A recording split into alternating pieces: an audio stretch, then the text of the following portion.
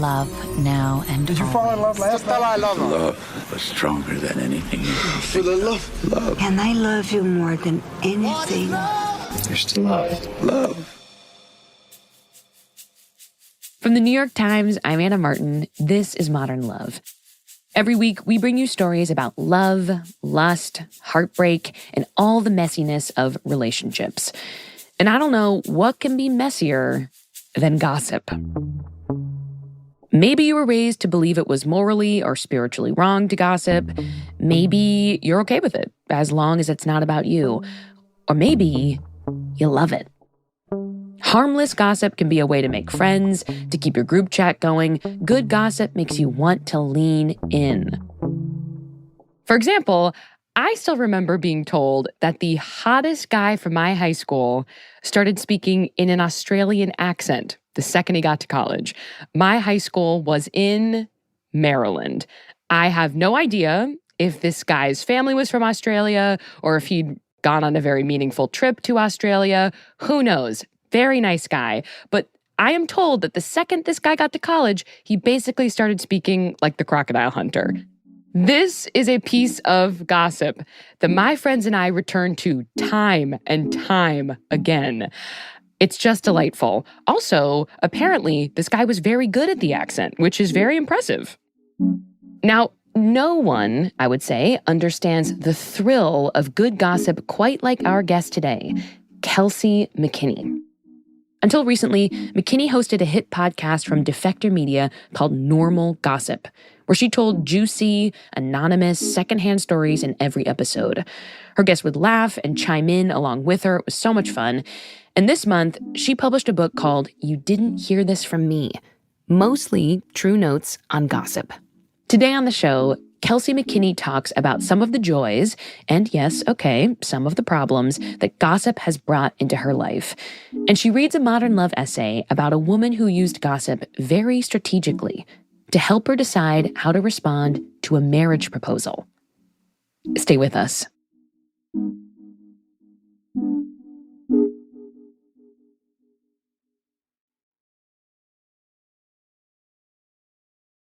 Kelsey McKinney, welcome to Modern Love. Thank you so much for having me. I'm so happy to be here. It's such a pleasure. Okay, let's kick it off with just sort of table setting definition. How do you define gossip? I feel like everyone thinks they know what gossip is, but you've really dedicated your life and your work to it. So what is your definition? And my social life, yeah. I take the most baseline definition of gossip. So I think that any conversation between two people about someone who is not present is gossip. So that means if you and I are at a bar and we're gabbing it up about someone we hate, that's gossip. But also if two doctors are conferring over an x-ray about a patient that's not in a room, that's also gossip. It's interesting, too, because when you use this sort of broad definition, it removes maybe the sort of negative connotation that we might associate with gossip and makes it sort of neutral or all-encompassing. Yeah, I think there has been a shift in the way that people talk about gossip in probably the last 5 years, where people have kind of really pushed back against the idea that gossip is negative, that it's women being little frilly like ponies talking back and forth. And I myself have been part of that, right? I've said I don't think that it's negative in every single circumstance.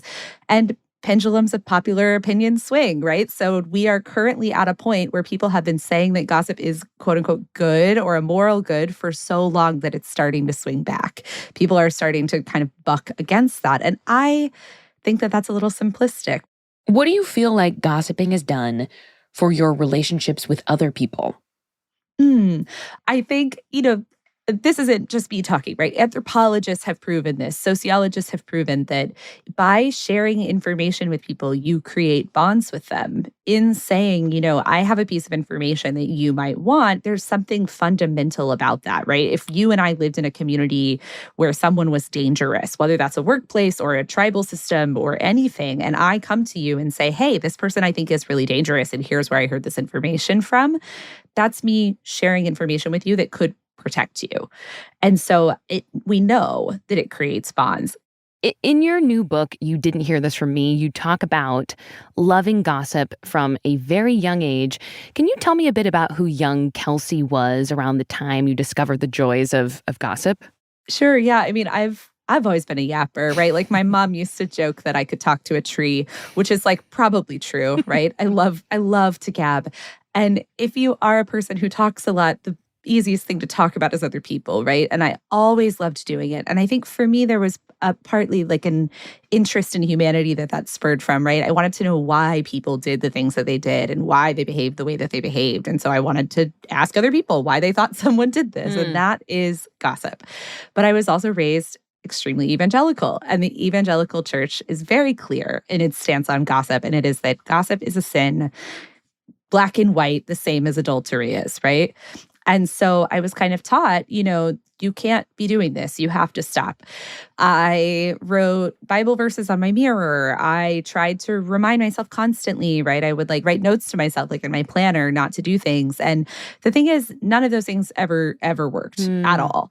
And because of that, I felt a lot of guilt and shame because I believed that something that I was doing and couldn't really stop doing was evil. And there's a lot of literature in evangelical circles and also just like belief systems and verses in the Bible that say that it's actually good if you can't stop sinning because it will draw you closer to God.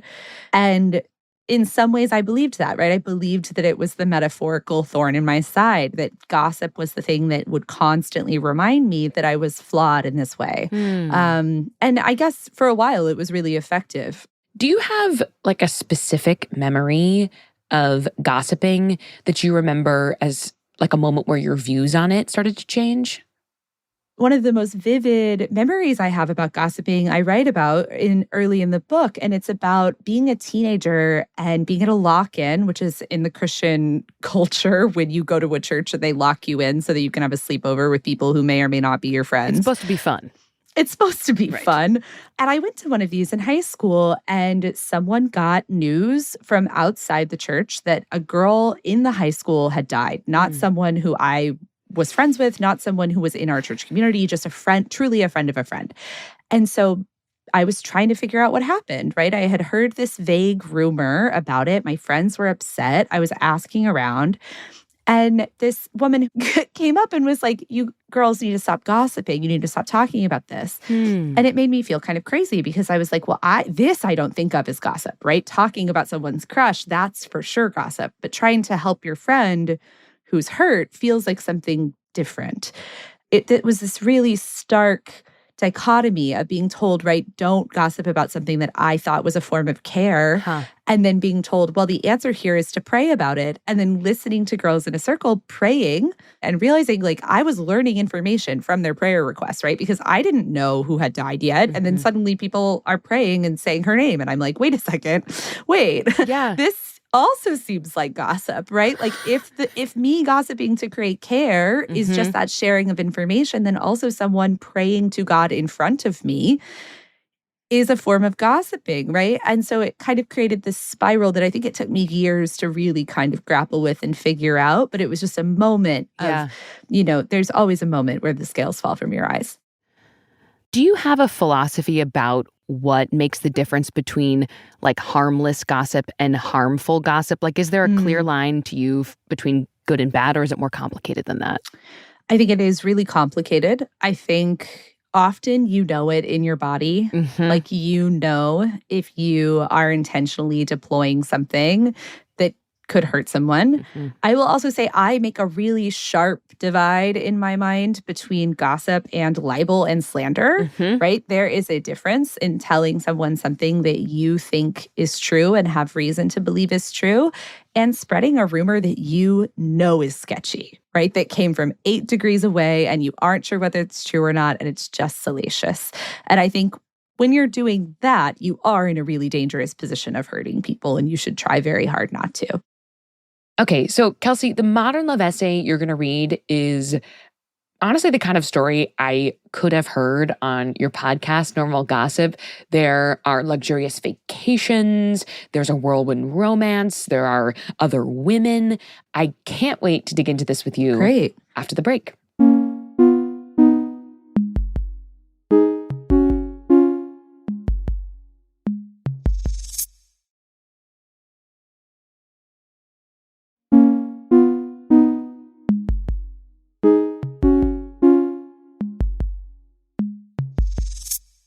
Kelsey, the modern love essay you chose to read today doesn't actually have the word gossip in it, but it feels very relevant to you and what we're speaking about.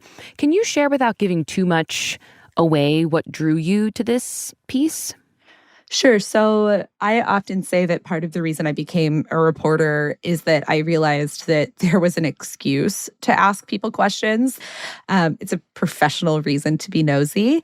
And I always find it really interesting when people do reporting on their own personal life, whether that's like trying to look up a guy that you've matched with on Tinder by doing like Google photo results, or, putting someone's address into Zillow to see how much they paid for their house. Oh my God, my favorite hobby. I love that. I find it so interesting because it's such a messy game that can get you really into trouble with yourself and in your own experience of the world.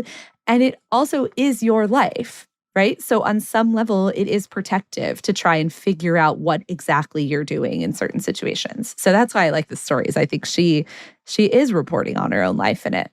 So one of the things you did on your podcast, Normal Gossip, is that as you would tell this gossip story over the course of an episode, you'd pause for some commentary with the guest as you went along. And I love that format, and I would love to replicate it. As you're reading, is it cool if I stop you a few times so we can sort of gab as we go? Is that okay? Totally. I would love to do that. I also think that's a really fun way to do this because this is like a true gossip in that this is an edited story by someone who neither of us know and won't know, right? So any perceptions or judgments we make off of this are kind of based in nothing, which is the goal of gossip. Okay. I can't wait. I'm so glad you're down for that. Whenever you're ready. We Were a Party of Two, but Never Quite Alone by Linda Button. During our 4 months of dating, he had asked me repeatedly to move in with him. Now, with a smile, he was asking again. I want to talk to a few of your exes, I said. His smile faded. You can choose who, I said. Anyone you've been with 6 months or longer. No problem. I'll give you a list. My heart tightened. I don't want a list, just a couple of names. I'll give you a list, he said. Then he reached over and held me. Several years earlier, I had ended a long marriage. Depleted, I went man-free for 2 years, raising my 19 and 11-year-old alone. I didn't feel ready for another serious relationship, but I missed the fun. Go online and meet people, my business partner Marilyn urged. Cast a wide net. He was my first coffee date. He had retired early and been single for 15 years. Twice divorced, and having earned millions from the sale of his business, he filled his life with longtime friends, his small grandsons, and women. He collected art, ate expensive meals, traveled. After a month, we managed a road trip to Manhattan, our first real getaway. I had business, but he wanted to play. He drove the steering wheel, an extension of his left arm, his right thumb stroking my thigh. I have something to ask you, he said. I nudged the computer bag at my feet and squeezed his hand. I've been lucky in life, except for one thing. A great relationship. And you, he said, lifting his hand to my cheek, you're the one.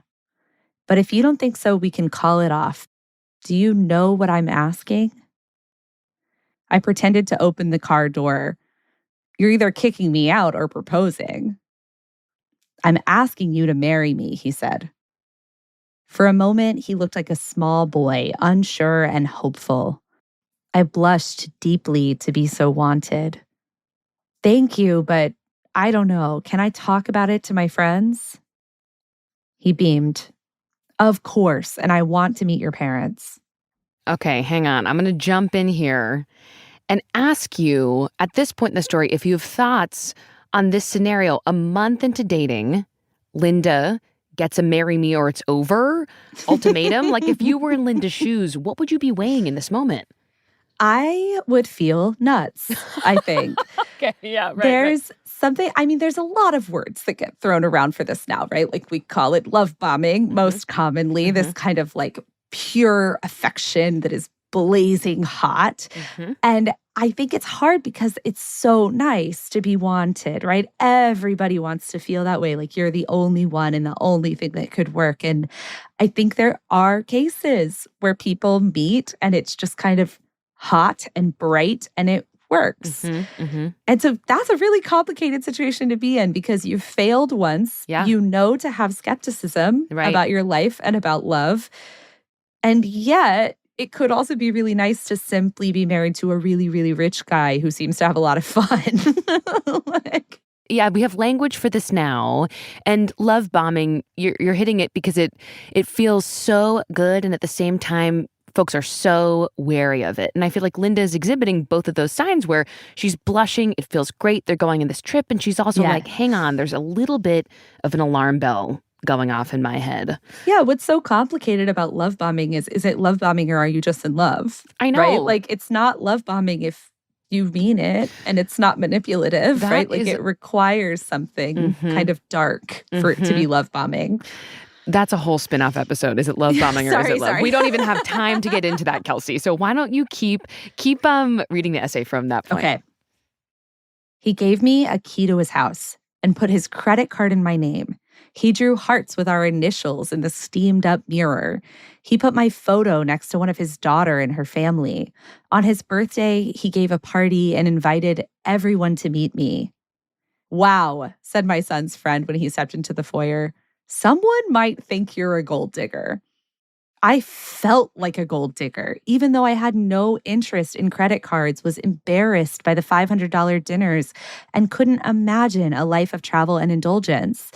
But still, to have someone love me so certainly, divorce had left me bruised. This man made me feel adored. He talked about our future. We would live on the top floor of his house and my children could live below. He loved that I practiced Taekwondo and would tease me about sparring. He preferred games of logic and strategy, chess, Giotto, and words with friends. I usually win, he said. Can't help it. We played hooky and went skiing. We snuggled in front of his fireplace while my youngest child stayed with friends. Occasionally, he would ask if I needed my reading glasses.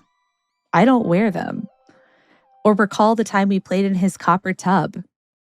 We hadn't. He mentioned ex-wives and girlfriends.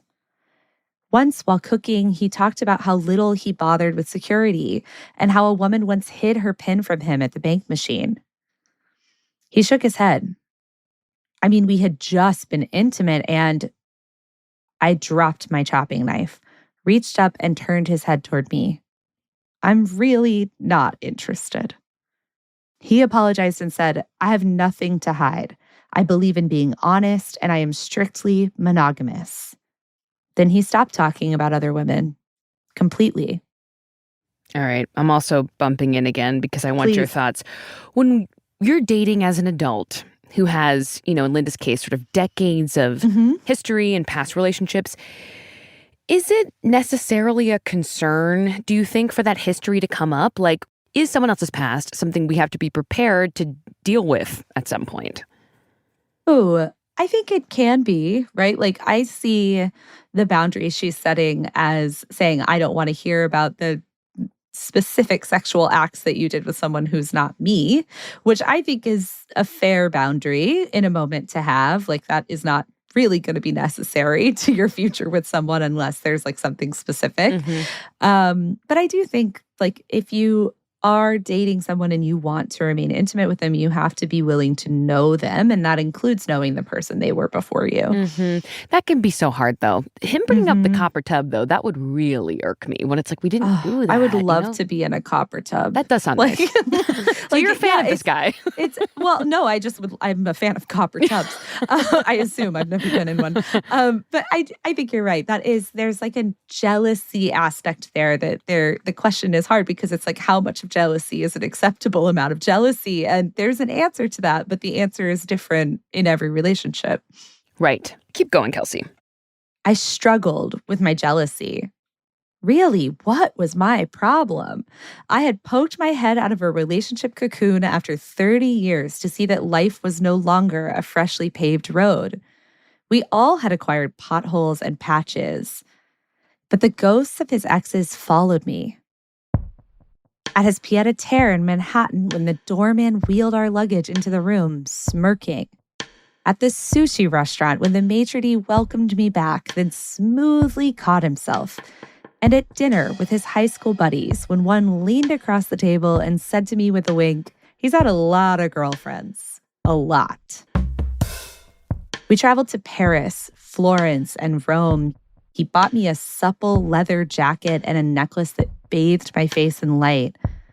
"I'll take care of you," he said. I drifted toward that intoxicating notion to be taken care of. "Don't move too fast," said Marilyn, who had lived an exuberant life packed with lovers. I laughed. Who was she to give me this advice? His list of exes had 6 names. He had left off one because he said she would still be hurt. All had lived with him for 2 years or less. My stomach curled. One owned a shop nearby. She sat behind the counter, an attractive woman with a low-cut blouse. My shirt clung to my back with sweat. The store was empty, so I mustered my courage and told her why I was there. "He wants me to move in," I said, "but I have kids, so I asked and he gave me your name." She looked me up and down. "How honest do you want me to be?" "Everything," I said. "Let me tell you what it's been like," she began. And then she described not her relationship with him, but mine.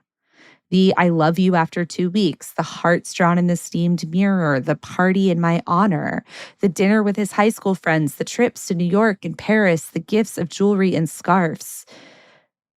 My face burned. "How did it end?" I asked. She crossed her arms.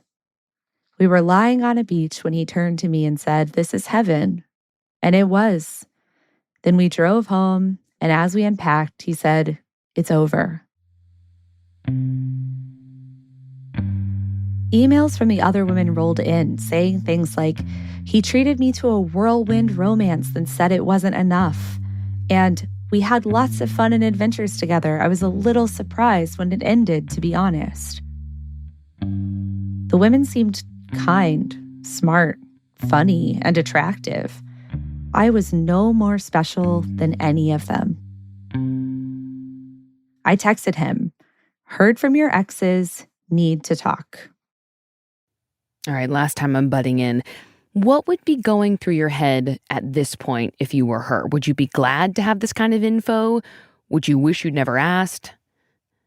I think both, right? If you have this kind of information about someone that you are considering being really intimate with, you can't unknow it, right? You can't put this back into a bottle. You know now that this is a pattern and that he does this. And that means that you can still choose to proceed, but you'll be proceeding down a path that you know how it ends, or that you think you know how it ends. And that taints everything, I think. So it's good to know. And also I would cry a lot. A lot. I know. There's no going back. Why don't you read the end of this essay for us? "I cut up the credit card, pulled his house key off my chain, and put them in an envelope. His house was dark. I left the envelope in the entrance next to my photo. I found him upstairs on his sofa. 'Are you breaking up with me?' he asked. 'You were going to end it anyway.' I said it was just a matter of time." For weeks, he sent me scathing texts, cursing, insulting, coaxing. My heart had clamped shut so quickly. Had I deluded myself into love, or was I just another opportunist? "If this is real," I texted, "let's check back in 6 months. Maybe we'll get back together, or maybe you'll finally find the real love of your life." "It took me hundreds of women to find you," he replied. "I loved you best." Maybe he really did. Maybe he didn't. That's the price of ending it first. I'll never know. Kelsey, Ow. I know. Give me your immediate reaction. What did it make you think about? I feel like it is a bold and brave move to end it 1st, right? You're offered 2 years of opulence and ease, and you say, no, I don't want it. I'm looking for something else. I find that very brave. And up until that point in the essay, I'm still willing to say, like, maybe she was special, right? I'm still willing, because I'm a sap, right? I'm willing to be like, maybe love She's is different. real. He's different right? this time. Maybe Yeah, totally. maybe he's different this time, right? People do change sometimes. Not all the time, but sometimes. And then you get this kind of heel turn, which is I call it off with him, and suddenly the nice man who loves me is sending me scathing texts. Like, I hate that, because like a person who really loves you might be broken that you're leaving, but they won't lash, Right. in my opinion. And it feels manipulative, right? It's not, well, I understand your choice and I hope you'll change your mind and I'll be here in 6 months. Like, that's a play that would probably work, right? And instead, you choose a kind of like ego bruise. It's so interesting to me that Linda's boyfriend willingly gave her I know, it's the list so of names. crazy. Yeah, he didn't. Why do you think he did that? I mean, it's to me, it's like, yeah, why do you think he did that? I think he might have called her bluff. He might have thought he was calling her bluff, Like a game right? of chicken. Yeah, totally. What if everyone who was trying to decide about committing to someone did what Linda did and asked all the exes for the goss? Would anyone be in love? And that is kind of a hypothetical question, but I'm pointing it to you. Ooh. It's hard because people's exes are always going to be the like least generous readers of them. Certainly. And I think there is a danger in not allowing people to have evolved.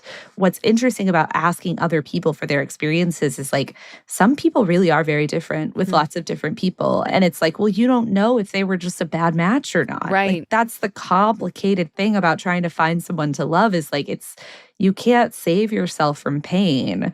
What I think is telling here is one that like this early she felt like she needed to do it. Right. This wasn't just of her own volition, randomly deciding she wanted to talk to exes, and that they all had the same story. That's chilling. Right? Like, that's tough. if you talk to 3 exes of anyone's, in most cases, they're going to be like, well, we broke up for this reason. We broke up for this reason. We broke up for this reason. Yeah. And if all 3 of them are the same, run. Yeah, Because that's a real that pattern. means it's a constant pattern. Okay, so Linda Button's essay was originally published over a decade ago. So we reached out to her to ask if she wanted to share any updates. I know. And she had this to say. She said, the experience with the guy in the essay helped Linda understand, quote, the kind of man I wanted in my life. And then she wrote, a month later, I met Peter, a kind family man. We have lived together for 9 years and enjoy sprawling Thanksgiving dinners that he cooks with our combined brood of 5+ kids. P.S. I also asked around about Peter when we started dating, but don't tell him. Isn't that amazing? I kind of like can't imagine a better ending than that. Linda! Oh my God, I Linda. have goosebumps. Goosebumps. I'm so happy for her. Right? Also, a great moral, if you think about gossip as a moral storytelling device, a great moral here, which is that if you stand up for what you want, it becomes easier to find it. God, Like, it really does. I'm so happy. Congratulations, Cheers, Linda. Linda. And cheers, Peter. And honestly, I hope the guy, unnamed guy in the essay, is doing well with his copper tub and his $500 dinners. But I'm sure whichever girl of the 2-year period he has is very happy right now. let's end it on Linda. Linda, Yeah. we're happy for you. We're I'm really so happy for you. for her. It's beautiful to me. It's beautiful. Kelsey, this has been beautiful. Thank you so much for this Oh my God. conversation. What fun. I had a great time. Thank you for having me. This episode of Modern Love was produced by Riva Goldberg and Emily Lang. It was edited by our executive producer, Jen Poyant. Production management by Christina Josa. The Modern Love theme music is by Dan Powell. This episode was mixed by Daniel Ramirez, with studio support from Maddie Masiello and Nick Pittman. Special thanks to Mahima Chablani, Nell Gologli, Jeffrey Miranda, and Paula Schumann. The Modern Love column is edited by Daniel Jones. Mia Lee is the editor of Modern Love Projects. If you want to submit an essay or a tiny love story to the New York Times, we've got the instructions in our show notes. I'm Anna Martin. Thanks for listening.